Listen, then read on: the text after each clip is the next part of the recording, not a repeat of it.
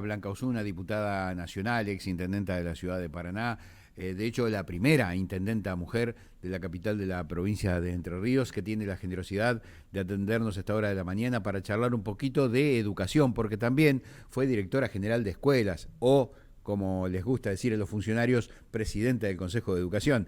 La profesora Osuna está en comunicación. ¿Cómo le va? Buen día, profesora. ¿Cómo está? ¿Qué tal? ¿Qué tal? ¿Cómo les va? Buen día a ustedes. Sí.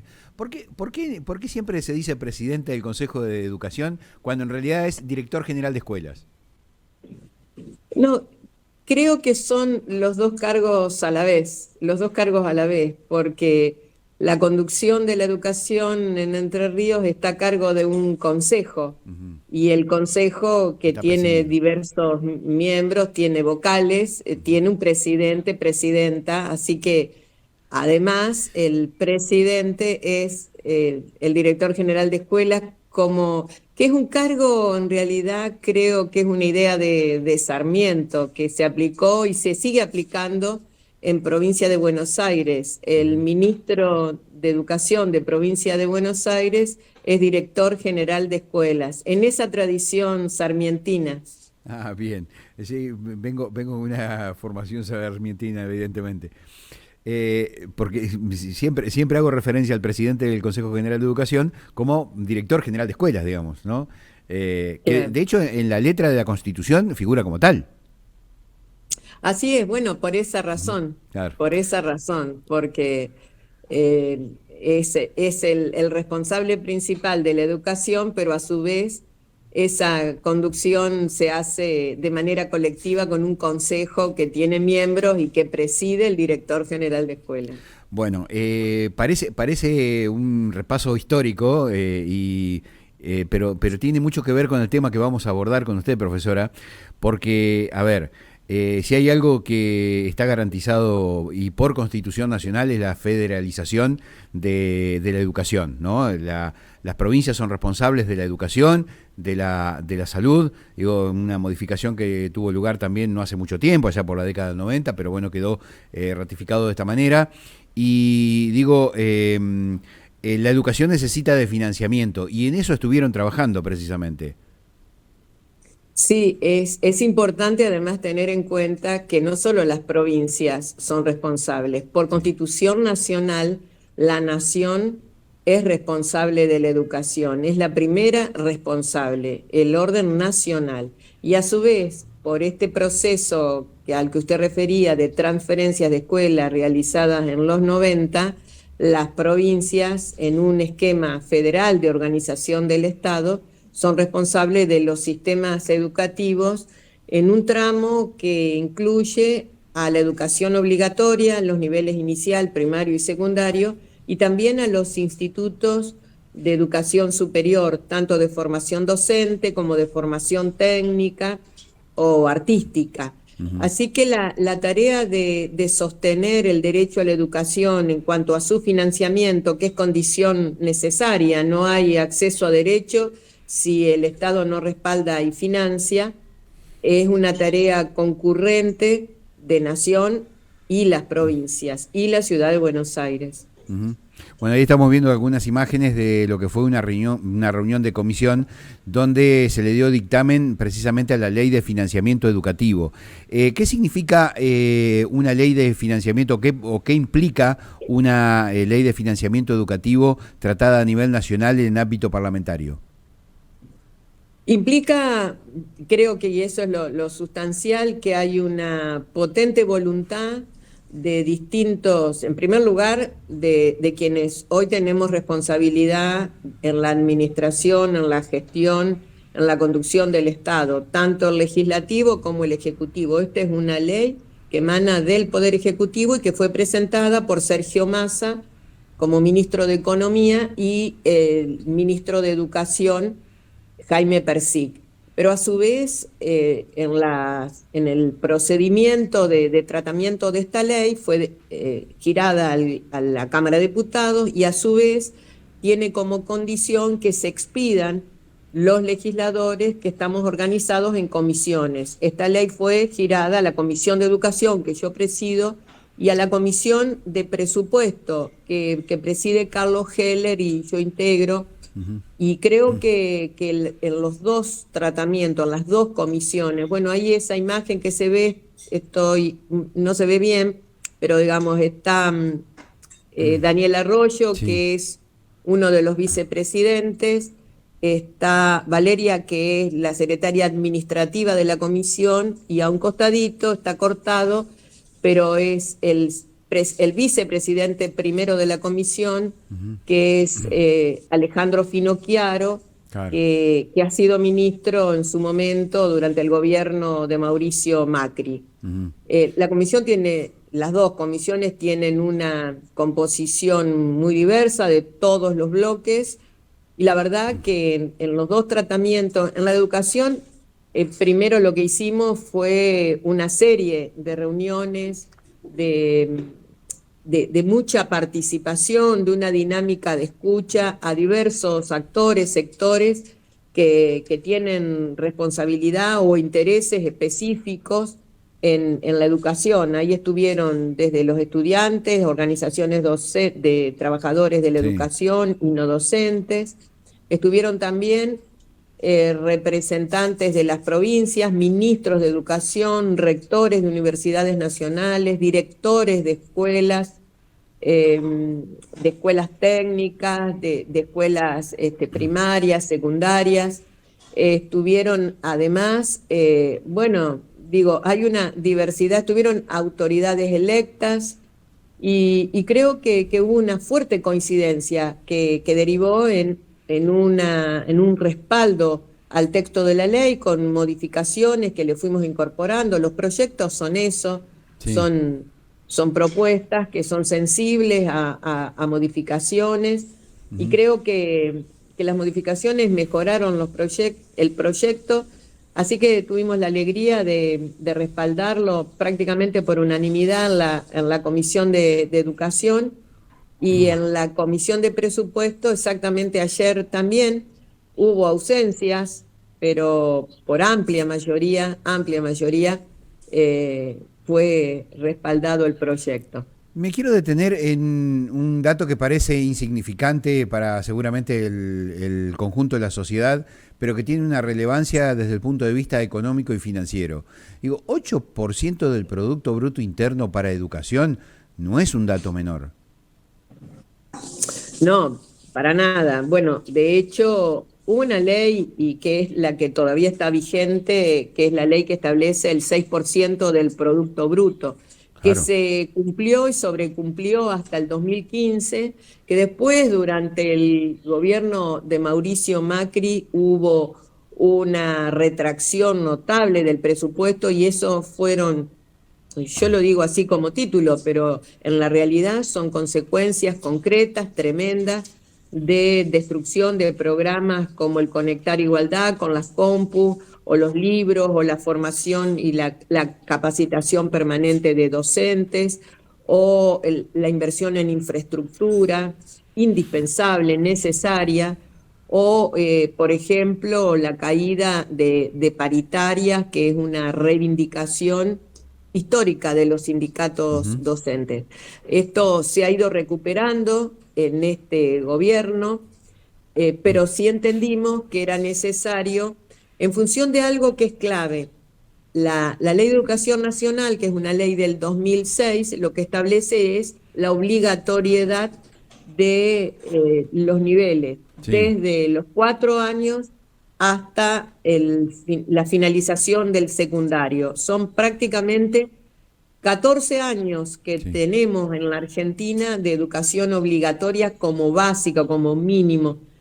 Y creo que eso implica tener una inversión permanente, y además en la captación de nuevos y nuevas alumnas, alumnos, sobre todo en el nivel secundario, la exigencia de hacer más escuelas, de mantenerlas, y por supuesto de programas que de algún modo equilibren la situación de desigualdad. Si la educación tiene un gran objetivo, como yo diría, fundante, es el igualar, Sí, claro. es el poner en iguales condiciones, pero para eso se requiere de programas que contribuyan, que coadyuven a que eso suceda. No todos los chicos y chicas tienen en su casa todos los libros que deberían tener o que deberían leer, o las compus, o un soporte que los ayude con sus útiles, con sus cosas. Bueno, esos son recursos. Y creo que la ley lo que establece entonces es más recursos, establece además una serie de ítems que son como las metas, vamos por estos, Sí. vamos por incluir dentro de las inversiones a niños, niñas de 45 días a 3 años. Esa era una franja que no estaba incluida y que hoy la oferta es exclusivamente privada y es cara. Sí. Entonces, en atención a las políticas de cuidado y al reclamo de familias, y además a la escucha del Estado frente a esa realidad, esta inversión se establece. Al mismo tiempo, bueno, la necesidad de incorporar más horas de clase, 5 horas de clase en primaria, 6 horas de clase en secundaria, el segundo idioma en la primaria, la meta de plantear jornada extendida en un porcentaje importante de escuelas, la inversión y la obligación de sostener la educación sexual integral, la incorporación de nuevos contenidos en la escuela secundaria, la atención especial a la discapacidad o a las personas con discapacidades en su integración, y las universidades, por supuesto, que son responsabilidad exclusiva del Estado Nacional. Eso, digamos, esa inversión con un consejo participativo de seguimiento y control para que efectivamente se den dos condiciones: haya la inversión, se cumplan las metas, pero a su vez la calidad educativa sea un eje importantísimo en esto de poner más recursos.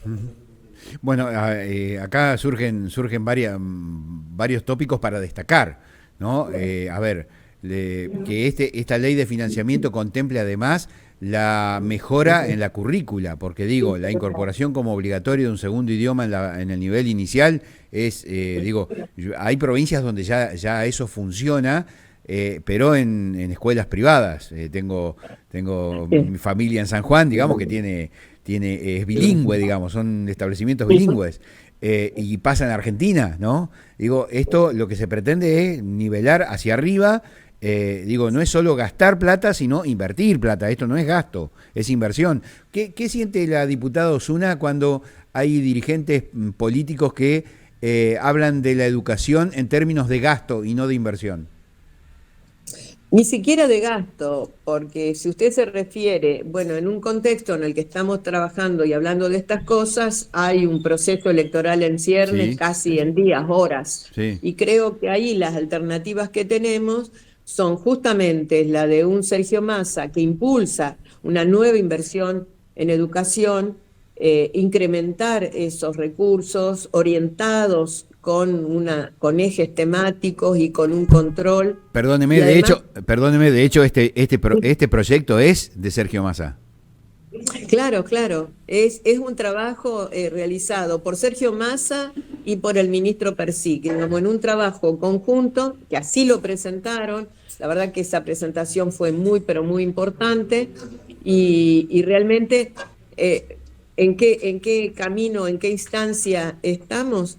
Bueno, en que efectivamente esa alternativa que tenemos nos pone en la vereda de enfrente a un personaje nefasto que la verdad echa por tierra una histórica, importantísima tradición que tiene la Argentina en cuanto a la escuela pública y al compromiso del Estado en su financiamiento. Y al mismo tiempo lo que plantea son formatos de financiamiento que realmente lo que hacen es profundizar desigualdades, ¿no?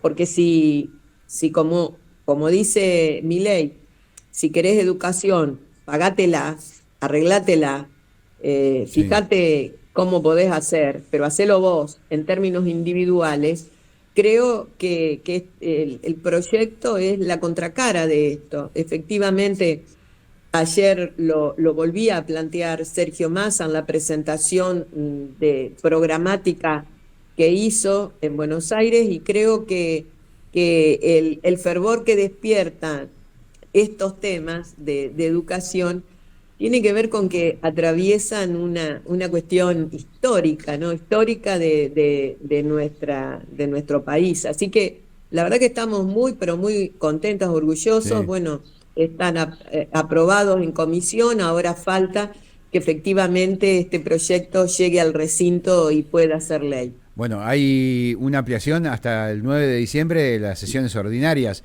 ¿Creen que van a poder tratarlo de acá al 9 de diciembre al proyecto? Vamos a hacer todo lo posible. De hecho, la voluntad expresada por legisladores y legisladoras en estas dos Ujú. comisiones lo que muestran es que Sí. hay voluntad para tratarla, ¿no? Así que estamos y vamos a seguir trabajando para que eso suceda. Claro, porque estaba Finocchiaro también apoyando esta iniciativa, digamos, o sea, que es un opositor, si se quiere. Claro, por eso, ¿no? Ah, Yo creo que ayer legisladores de la oposición firmaron todos claro. el proyecto, lo hicieron primero en la Comisión de Educación y luego en la Comisión de Presupuesto. Ujú. Claro, en esa Comisión de Presupuesto que integra Milei, y él estuvo ausente, Claro, que es una tónica, digamos, típica de él, de no trabajar, pero además era significativo que claro. pueda expresarse o al menos fundamentar en detalle el proyecto que tiene en mente respecto a qué hacer con la educación, que es un derecho humano reconocido por la Constitución y es un bien público y personal, y creo que eso, bueno, no queda nada más que explicarlo y plantear claramente algo que para mí es clave. Muchas veces en este tema, como todos tenemos una tradición respecto a la educación, todos Ujú. los que estamos escuchando, hablando acá, bueno, hemos ido a la escuela, alguna vez hemos pasado por la Sí, escuela, tenemos una escuela cerca, a esa escuela van hijos, sobrinos, nietos, amigos, hijos de amigos, o sea, uno tiene una representación de lo que es la educación y lo que es la escuela.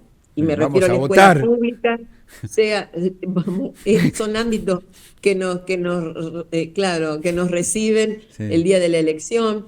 Pero bueno, en esa dinámica muchas veces se naturaliza como que es tan obvio, y eso no sucede en todos los países del mundo. De ujú. hecho, Chile tiene un formato de educación que se financia con voucher, o si uno quiere estudiar y seguir estudiando, tiene que sacar Sí, un crédito que pagará, que endeuda a la familia y las endeuda mal para poder estudiar. ujú.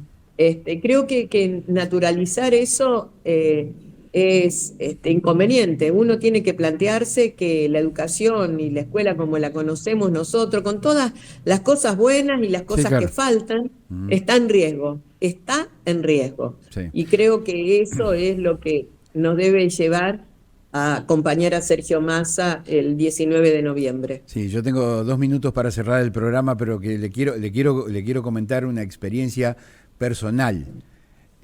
Cuando yo tenía 5 años, mi familia vivía en el campo. Y para que no cierren una escuela rural en 1976, me inscribieron a mí para que tenga la matrícula suficiente para justificar ante el Estado el gasto de que esa escuela estuviera abierta. La escuela Bernact era conocida sobre la ruta 33 camino a Crucecita Séptima. Cuando hablan de cerrar las escuelas rurales por bajo presupuesto y todo lo demás, a mí particularmente me afecta muchísimo. Y se Porque fui imagina, bueno, se protagonista de eso. imagina, claro, pero se imagina esa escuela con pocos alumnos, que en Entre Ríos hay muchas por la Muchísimas. dispersión de la población en zonas Ujú. rurales. Se imagina esa escuela financiada con vouchers. Sí, Imposible, imposible. imposible, digamos. Ujú. ¿Cuántos vouchers se necesitan para pagar a un docente, para sostenerla, para cuidarla? Ujú. Y para equiparla. Entonces, a eso me refiero yo cuando creo que tenemos que tener claridad de que los derechos están en riesgo y que en particular la educación está en riesgo. Le dejo un fuerte abrazo, En gracias. manos de Milei. Sí. Está en riesgo en manos de Milei. Le dejo un fuerte abrazo, gracias por el contacto y la amabilidad siempre de acceder a un reportaje con nosotros. Gracias a ustedes. Que tenga buen día. Buenos días, buenas tardes. Buenas tardes, Chao. hasta luego. La profesora Blanca Osuna en diálogo con nosotros. Ley de financiamiento educativo. Digo, hay determinadas cuestiones que, digo, el discurso de Milei empezó a mutar hace muy poco tiempo. Lo vi en un reportaje el domingo de la noche, donde hizo referencia precisamente a que las políticas públicas de educación son responsabilidad de las provincias, algo que en este programa advertimos el día que Milei dijo vamos a voucherizar la educación pública. Bueno, pero la ley de financiamiento educativo es la transferencia de recursos de nación a las provincias. Sin esos recursos, las provincias no te pueden garantizar la educación. De hecho, hoy hay un paro docente en la provincia de Entre Ríos. Hoy hay paro docente. ¿Por qué? Porque no alcanza el Estado a cubrir las expectativas salariales de los docentes. Imagínate lo que sería sin ley de financiamiento educativo.